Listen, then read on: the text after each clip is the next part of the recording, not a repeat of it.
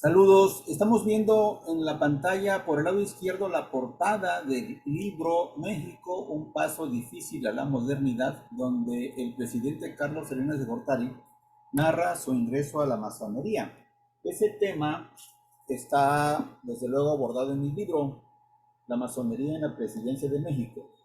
Y allí pueden ver los detalles de la condición masónica de Carlos Salinas. Y por el lado derecho vemos un desplegado que se le hizo a Carlos Salinas de Gortari en enero de 1992, hace 31 años y medio.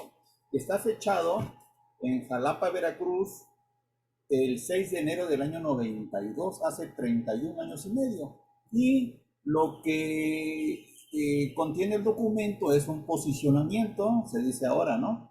De la muy respetable Gran Logia Unida Mexicana y el delegado provincial del Supremo Consejo del grado 33 del rito escocés antiguo y aceptado a propósito de lo que venía en ese año.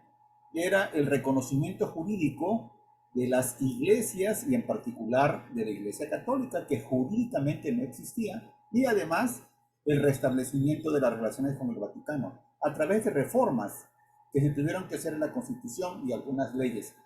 Y el documento dice así: dirigido esto al licenciado Carlos Salinas de Gortari, Soledad de Doblado, Veracruz, presente. Se lo dirigieron en Soledad porque por allá andaba el presidente en esta gira, enero del año 92. Y Soledad de Doblado es una población que está cercana al puerto de Veracruz. Dice: presente no aclara la condición masónica de Carlos Salinas de Gortari, que desde luego era masón ya en el año 92. Salinas era masón desde el año 1966. Esta historia la pueden ver en mi libro. No es el tema ahora, sino este documento. Dice lo siguiente: la masonería universal puede, con absoluta legitimidad, arrogarse la autoría de la inmensa mayoría de las acciones libertadoras de los pueblos en todos los continentes. Han sido sus hijos los que, habiendo abrevado en el ideal de libertad, igualdad y fraternidad que ella propende, han sido el pivote y resorte de cualesquiera movimientos reformistas y revolucionarios que han cambiado el curso de la humanidad hacia estadios superiores de evolución individual y social. Este es el primer párrafo. Luego vamos al segundo. Eso no lo pregonamos los masones, lo consigna la historia. Por ello, los librepensadores veracruzanos nos unimos al Concierto Masónico Nacional para expresar oposición a las recientes reformas a la Constitución que podrían favorecer a la Iglesia cristiana que depende de la autoridad del Estado del Vaticano, es decir, la Iglesia Católica. Y aquí no pusieron el nombre completo, ¿no? El documento tan querido de la Constitución Política Mexicana fue elaborado por hombres que pusieron en peligro su vida en la lucha revolucionaria de 1910 y que por lo tanto sabían de las desgracias del pueblo.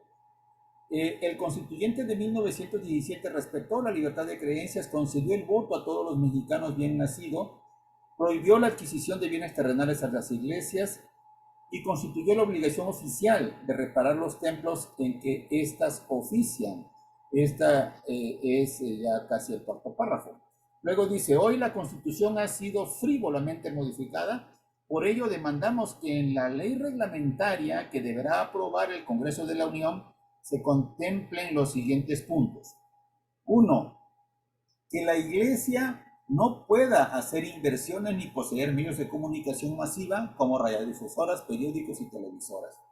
2. Que la Iglesia Católica del Vaticano revele las fuentes y destinos de sus ingresos a fin de que estos sean grabados debidamente. 3. Que se proteja la libertad de cultos en todo el territorio nacional y se prohíba a los ministros hacer crítica del gobierno, convocar a mítines políticos o hacer proselitismo de la misma índole, así como postularse a puestos de elección hasta pasado determinado tiempo de haber dejado los hábitos. 4. Que ninguna asociación política tenga denominación religiosa ni que fundamente su militancia en actos de carácter político. 4 y 5, que la educación religiosa no sea obligatoria en los planteles manejados por religiosos, que la educación religiosa no se dé en horarios de clase y que absolutamente todos los planteles ubicados en el territorio nacional acaten los programas oficiales. Finalmente, este es el número 5 de las peticiones que quieren que se incorporen a la ley reglamentaria. Finalmente, enfatizamos en la siguiente contradicción. Entonces aquí los masones de Veracruz le plantean al masón Carlos Salinas de Gortari una contradicción. Dice, ¿cómo es posible concederle igualdad de derechos a ciudadanos que, aunque hayan nacido en nuestro país, están sometidos ciegamente a la autoridad y disposiciones de un Estado extranjero, como es el Vaticano, misma entidad que está reconocida en la ONU y con la cual México podría establecer relaciones diplomáticas? Tener ciudadanos con igualdad de derechos que los mexicanos, pero obedientes de una autoridad extraña, es una aberración. La misma Constitución sanciona con la pérdida de la ciudadanía que uno de sus nacionales guarde lealtad a otro gobierno, porque ello es un grave riesgo para la seguridad nacional.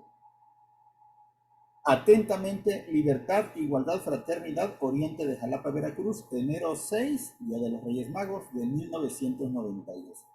Arturo Jaramillo Palomino, muy respetable gran maestro de la Gran Familia Mexicana, y César Martínez Alcalde, delegado provincial del Supremo Consejo del grado 33 del rito escocés antiguo y aceptado en el estado de Veracruz.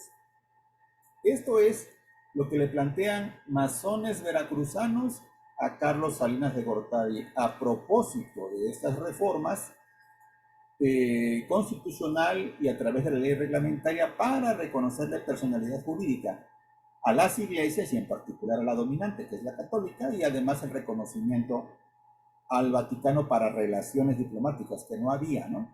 Entonces de esto se derivó pues el reconocimiento de la existencia de la Iglesia Católica, el reconocimiento jurídico de facto, por supuesto que era tomado en cuenta por todos los políticos, pero de derecho de jure no había tal reconocimiento, y a partir de estas reformas que impulsó el masón Carlos Salinas de Gortari es que la Iglesia tuvo el reconocimiento, y además el Vaticano también estableció relaciones con México y llegó acá a nuestro país, a México, el primer nuncio, ¿no? El primer embajador del Vaticano en México, y México mandó a el Vaticano a su embajador también. Ese embajador también era masón. ¿De qué tarea quién fue? La respuesta no es muy complicada. ¿Quién fue el primer embajador de México en el Vaticano a partir del año 92, en que se reconoció la existencia de la Iglesia y se hizo el reconocimiento de relaciones con el Vaticano? Así que este trabajo fue obra de masones. Carlos Salinas de Gortari, masón, y el primer embajador de México en el Vaticano también fue masón. Este nombre que quede de incógnita. Aquí lo ponemos con interrogación y ojalá lo pongan en los comentarios. Y masones de Veracruz, pues no les parece que esto haya ocurrido así y hacen este planteamiento que me parece decoroso en términos generales y que plantea esto que llaman los firmantes una contradicción. Toda esta información la pueden ver en mi libro en cuanto a la condición masónica de Carlos Salinas de Gortari, a partir de la página 418 de mi libro La masonería en la presidencia de México, siempre documentada las afirmaciones con evidencias que vienen de archivos de distinto tipo, biografías, autobiografías, hemerotecas, algunos archivos masónicos, algunos archivos que tienen documentos masónicos en espacios civiles, oficiales, gubernamentales, como el Archivo General de la Nación, la Hemeroteca Digital Nacional de México, etc. Todo esto en mi libro a partir de la página 418. Por ahora, el comentario de este planteamiento de masones veracruzanos al masón Carlos Salinas de Gortari en enero del año 92, hace 31 años y medio. Gracias por escuchar y hasta la próxima.